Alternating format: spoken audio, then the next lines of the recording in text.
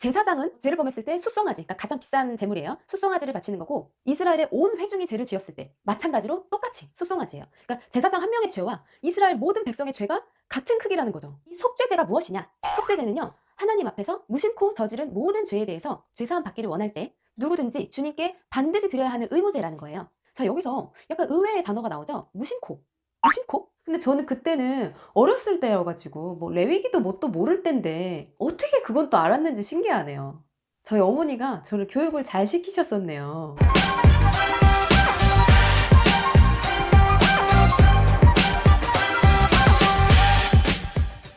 샬롬! 여러분, 성경 쉽게 읽어주는 라니입니다. 제가 정말 오랜만에 성경 이야기를 들고 찾아왔는데요. 오늘은 레위기 4장 속죄제에 대해서 읽어드릴 거예요. 지금 시간이 없으니까 바로 1절부터 들어갈게요. 여호와께서 모세에게 말씀하셨습니다. 이스라엘 백성에게 전하여라. 누구든지 실수로 여호와께서 하지 말라고 하신 일을 하나라도 해서 죄를 지었으면 이렇게 하여라. 만약 죄를 지은 사람이 거룩히 구별된 제사장이면 그는 백성에게 재앙이 돌아가게 한 것이므로 그 죄를 위해 흠없는 숫송아지를 속죄제물로 삼아 여호와께 바쳐야 한다. 그는 숫송아지를 회막 입구 곧 여호와 앞으로 가져가서 그 숫송아지의 머리에 손을 얹고 여호와 앞에서 잡아라. 그리고 거룩히 구별된 제사장은 숫송아지의 피 가운데서 얼마를 회막으로 가져가거라. 제사장은 손가락으로 피를 찍은 다음 성소 앞에 친 휘장 앞 곧 여호와 앞에서 7번 뿌려라. 또 그 피의 얼마를 취하여 향을 피우는 제단 뿔에도 발라라. 그 제단은 회막 안 곧 여호와 앞에 있다. 그런 다음에 제사장은 나머지 피를 회막 입구에 있는 번제단 아래에 쏟아라. 제사장은 속죄제물로 바치는 숫송아지에서 기름을 다 떼어내어라. 곧 내장을 덮고 있는 기름과 내장 주변에 있는 모든 기름을 떼어내고 두 콩팥과 그 둘레에 있는 허리 부분의 기름과 콩팥과 함께 떼어내야 할 간의 껍질 부분을 떼어내어라. 마치 화목제물로 바치는 소에서 기름을 떼어내듯이 하여라. 그리고 나서 제사장은 그것들을 번제단 위에서 태워라. 하지만 숫송아지의 가죽과 고기와 머리와 다리와 내장과 똥, 곧 숫송아지의 나머지 모든 부분은 제사장이 진 밖에 깨끗한 곳, 곧 죄를 버리는 곳으로 가져가서 장작불 위에서 태워라. 자, 지금 1절부터 12절까지 제사장이 죄를 범했을 때 드리는 속죄제에 대한 제사 방법이 나와 있어요. 앞에서 배운 것과 비슷하게 회막 입구에서 이제 짐승의 머리에 안수행위를 하고 짐승을 잡는 것까지는 비슷한데 여기서 조금 특이하게 이 피를 성소 안으로 들고 들어간다는 거예요. 그리고 거기서 성소와 지성소를 이렇게 가리고 있는 휘장 있죠? 거기다가 피를 7번을 뿌리라는 거예요. 그리고 분향단, 그 향 제단의 뿔에다가도 이 피를 바르고 남은 피는 이제 다시 밖으로 가지고 나와서 번제단 아래에 다 쏟아서 버리라는 내용인데요. 그리고 나서 이제 화목제 때랑 똑같이 얘네들 이제 기름 덩어리만 다 이렇게 벗겨내가지고 번제단 위에서 기름만 이렇게 불태우고 나머지 이제 뭐 머리나 가죽이나 다른 살코기 이런 것들은 진영 바깥에서 이 재버리는 곳에다가 거기다가 태워버리라고 하시네요. 다음은 13절 읽어볼게요. 만약 이스라엘 온 무리가 실수로 여호와께서 하지 말라고 하신 일을 하나라도 해서 죄를 지었는데 그 사실을 모르고 있다가 죄를 지은 사실을 알게 되었으면 그들은 숫송아지 한 마리를 바쳐야 한다. 그것은 모든 무리를 위해서 바치는 속죄제물이다. 그들이 숫송아지를 회막으로 가져가면 장로들은 여호와 앞에서 숫송아지의 머리에 손을 얹고 여호와 앞에서 숫송아지를 잡아라. 그러면 거룩히 구별된 제사장이 숫송아지의 피 가운데서 얼마를 회막으로 가져가거라. 제사장은 손가락으로 피를 찍은 다음 휘장 앞 곧 여호와 앞에서 7번 뿌려라. 또 그 피에 얼마를 취하여 향을 피우는 제단 뿔에도 발라라. 그 제단은 회막 안 곧 여호와 앞에 있다. 그리고 나머지 피는 회막 입구에 있는 번제물의 제단 아래에 쏟아라. 제사장은 숫송아지에서 기름을 다 떼어내어 그것을 제단 위에서 태워라. 마치 속죄제물로 바친 숫송아지에게 한 것처럼 하여라. 그 송아지에게 한 것과 똑같이 하여라. 그렇게 해서 제사장은 백성의 죄를 씻는 예식을 행하여라. 그러면 그들은 용서를 받을 것이다. 그런 다음에 제사장은 숫송아지를 진 밖으로 데려가서 태워라. 처음 송아지에게 했던 것과 같이 하여라. 이것이 모든 무리의 죄를 씻는 속죄제이다. 자, 보시다시피 지금 앞에 제사장의 속죄제와 이스라엘의 온 무리가 죄를 범했을 때의 속죄제 방식이 똑같아요. 그리고 22절 읽어볼게요. 만약 어떤 통치자가 실수로 하나님 여호와께서 하지 말라고 하신 일을 하나라도 해서 죄를 지었다가 자기가 죄를 지은 사실을 깨달았으면 그는 흠없는 순념소를 가져와야 한다. 그것이 그의 속죄 제물이다. 그 통치자는 순념소의 머리에 손을 얹은 다음에 여호와 앞에 번제물을 잡는 곳에서 염소를 잡아라. 이것이 속죄 제물이다. 제사장은 속죄 제물의 피 가운데서 얼마를 받아라. 그리고 그 피를 손가락으로 찍어 번제단의 뿔에 바르고 나머지는 제단 아래에 쏟아라. 순념소의 기름을 모두 제단 위에서 태우되 마치 화목 제물에 기름을 태우듯이 태워라. 그렇게 제사장이 통치자의 죄를 씻는 예식을 행하면 그는 용서를 받을 것이다. 자, 여기서 나오는 통치자는요, 이때 당시에는 족장 시대였어요. 그 족장이 누구냐? 이스라엘의 12지파 있죠? 그 12지파의 우두머리들이 족장이에요. 그러니까 첫 번째로 이제 제사장에 관해서 나왔고, 두 번째로는 이스라엘 온 회중에 대해서 나왔잖아요. 세 번째로 나온 게 이 리더, 족장에 대해서 나온 거예요. 이 족장이 죄를 지었을 때는 속죄제를 어떻게 드리냐면 순념소, 송아지보다는 약간 등급이 더 낮아졌어요. 그리고 이번에는 성소 안으로 피를 가져가지 않고 그냥 번제단의 네 뿔에만 피를 바르는 예식을 해요. 그리고 나머지는 화목제물과 똑같이 기름을 따로 떼어서 그것만 번제단에 불사르는 방식이에요. 27절 읽어볼게요. 만약 보통 사람 가운데서 한 사람이 실수로 하나님 여호와께서 하지 말라고 하신 일을 하나라도 해서 죄를 지었다가 자기가 죄를 지은 사실을 깨달았으면 그는 흠없는 암염소를 가져와야 한다. 그것이 그의 속죄 제물이다. 그 암염소의 머리에 손을 얹은 다음에 번제물을 잡는 곳에서 염소를 잡아라. 제사장은 그 피 가운데서 얼마를 받아라. 그리고 그 피를 손가락으로 찍은 다음에 번제단 뿔에 바르고 나머지는 제단 아래에 쏟아라. 제사장은 염소의 기름을 모두 떼어내어라. 마치 화목 제물에서 기름을 떼어내듯이 하여 그것을 제단 위에서 태워라. 그 냄새가 여호와를 기쁘시게 한다. 그렇게 해서 제사장이 그 사람의 죄를 씻는 예식을 행하면 그는 용서를 받을 것이다. 만약 속죄 제물로 양을 바치려면 흠 없는 암양을 바쳐라. 제물을 바치는 사람은 양의 머리에 손을 얹은 다음에 번제물을 잡는 곳에서 그 양을 잡아 속죄 제물로 잡아라. 제사장은 속죄 제물의 피 가운데서 얼마를 받아 그 피를 손가락으로 찍은 다음에 번제단의 뿔에 바르고 나머지는 제단 아래에 쏟아라. 제사장은 양의 기름을 모두 떼어내어라. 마치 화목제물에서 기름을 떼어내듯이 하여라. 그리고 나서 여호와께 불로 태워 바치는 화제물과 함께 제단 위에서 태워라. 이렇게 하여 제사장이 그 사람을 위해 죄를 씻는 예식을 행하면 그가 용서를 받을 것이다. 자, 27절부터는 보통 사람이라고 나오거든요. 여기서 이 보통 사람은 그냥 이 이스라엘 백성들 중에 이제 한 사람, 그냥 평민 백성을 얘기하는 거예요. 근데 마찬가지로 제사 방식이 그 족장 때랑 똑같아요. 그냥 번제단의 뿔에 피를 바르고 나머지는 이제 기름덩이만 떼어서 화목제랑 똑같이 이제 번제단에 불 태우는 방식인데 이번에 제물은 암염소나 어린 암양이라는 거예요. 이 신분에 따라서 조금씩 이 제사의 제물의 등급이 낮아지는 걸 볼 수가 있어요. 그러면 지금 4장 속죄제에 대해서 읽어봤는데요. 이 속죄제가 무엇이냐? 속죄제는요, 하나님 앞에서 무심코 저지른 모든 죄에 대해서 죄사함 받기를 원할 때 누구든지 주님께 반드시 드려야 하는 의무제라는 거예요. 자, 여기서 약간 의외의 단어가 나오죠? 무심코. 무심코?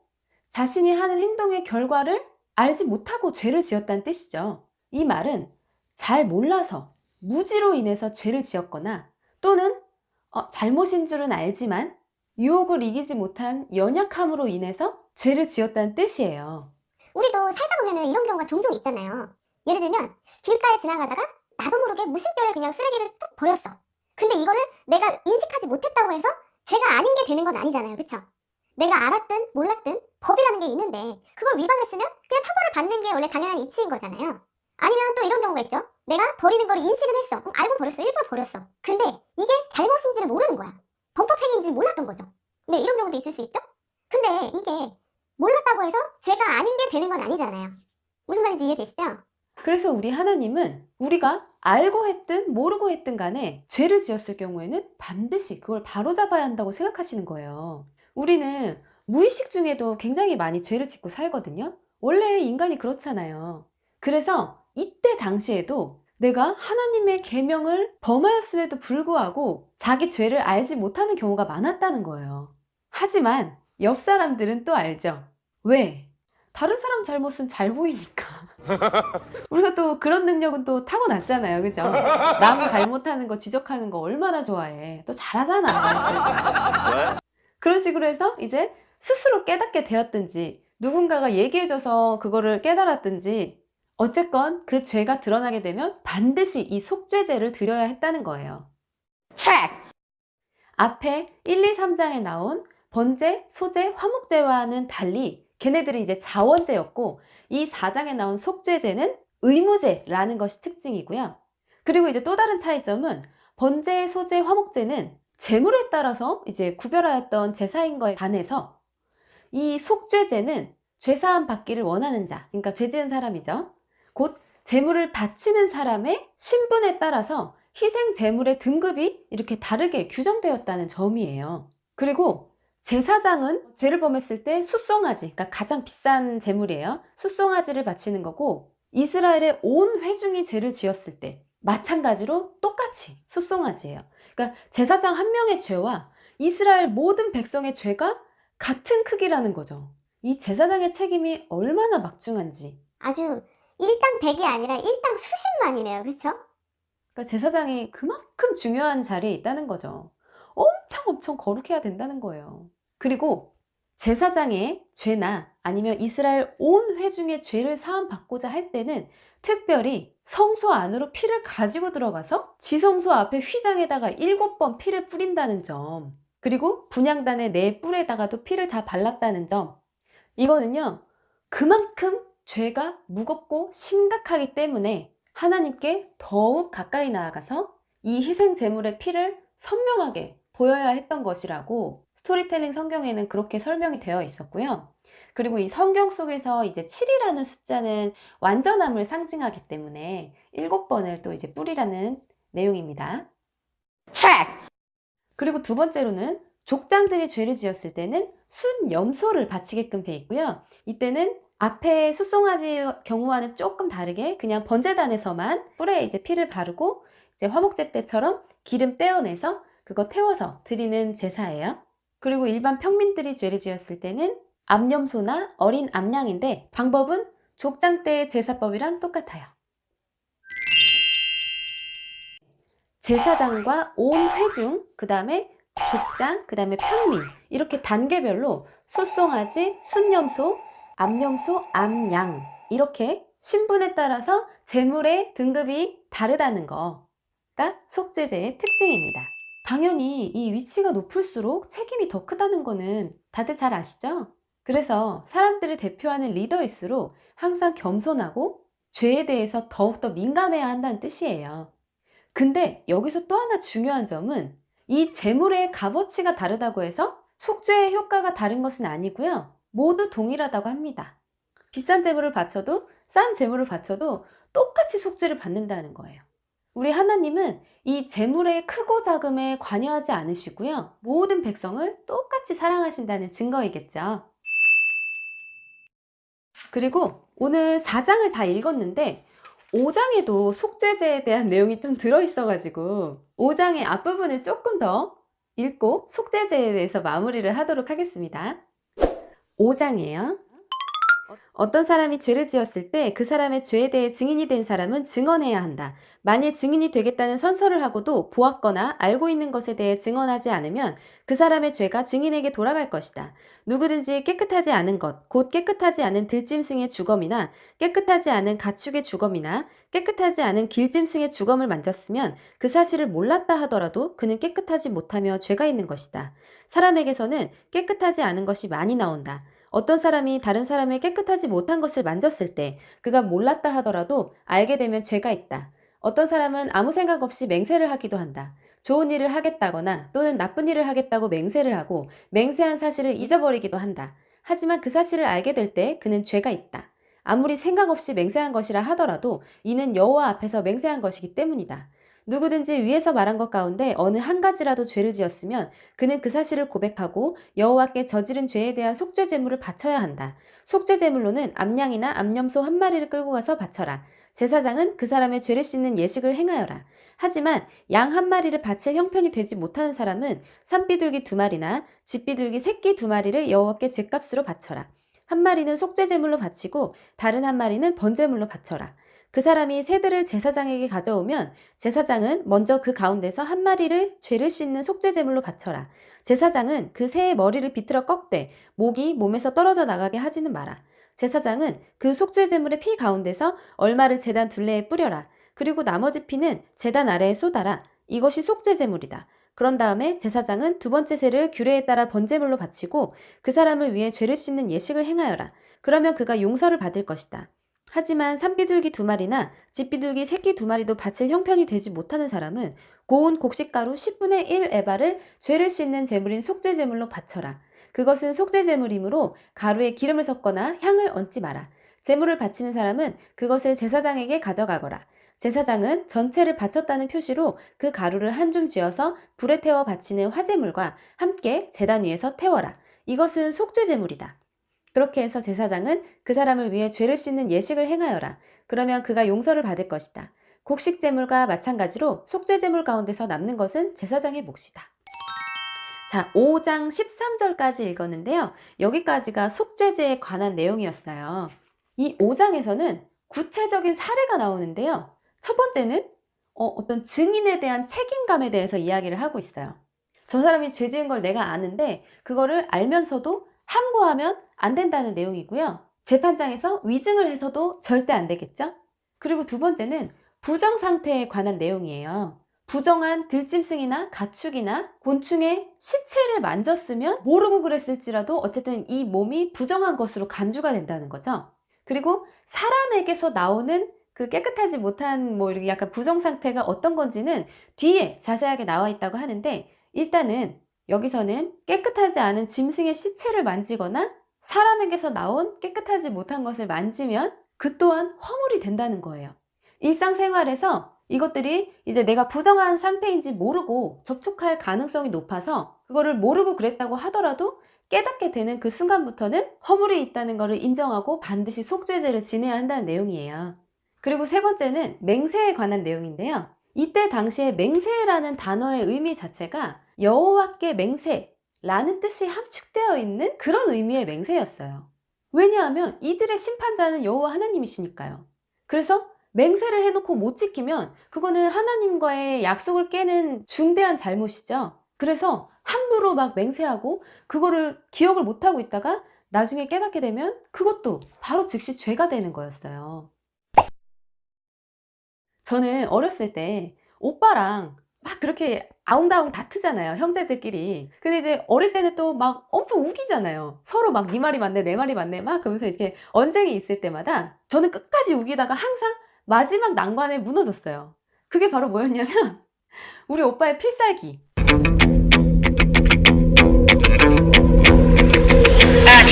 너 하나님께 맹세해. 이러면은 제가 갑자기 딱 꿀먹은 벙어리가 되는 거예요. 우리 오빠는 이제 이런 일을 기억할지 모르겠지만 저한테는 항상 이게 가장 제일 큰 공격이 이거였거든요. 그것만 아니면은 계속 우기고 막 뻥치고 다 하는 건데 내가 이길 수 있는 말싸움인데 진짜지? 너 하나님께 맹세해? 이러면은 아니 아니 미안 바로 이렇게 그만큼 맹세가 중요한 겁니다, 여러분. 함부로 맹세는 하는 게 아니에요. 아무리 궁지에 몰려도 하나님께 맹세? 이거는 진짜 함부로 하면 안 돼요. 근데 저는 그때는 어렸을 때여가지고 레위기도 뭣도 모를 때인데 어떻게 그건 또 알았는지 신기하네요. 저희 어머니가 저를 교육을 잘 시키셨었네요. 오빠도 그렇고 항상 너 하나님 무서운 줄 알아야 해. 이런 이야기 종종 들었었거든요. 그래서 저도 살면서 한 번씩 그 하나님의 존재를 의식하면서 죄 앞에서 이렇게 약간 쫄았었던 경험이 있습니다. 우리 항상 하나님을 의식하고 살아야 돼요. 그래야 죄를 덜 짓게 됩니다.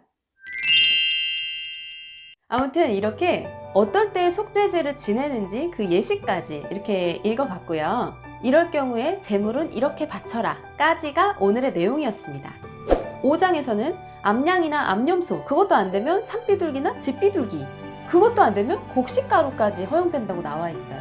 아무래도 의무제사이다 보니까 형편이 어려워서 제사를 못 지내는 일이 없도록 모든 계층을 두루 배려하신 모습을 볼 수가 있네요. 이렇게 어렵지만 오늘도 제사법 하나 더 배워봤고요. 다음 시간에는 레위기 5장 나머지 뒷부분 속건제에 대해서 제가 다시 또 공부해서 찾아오겠습니다. 오늘도 시청해주셔서 감사드리고요. 다음 시간에 또 만나요. 샬롬!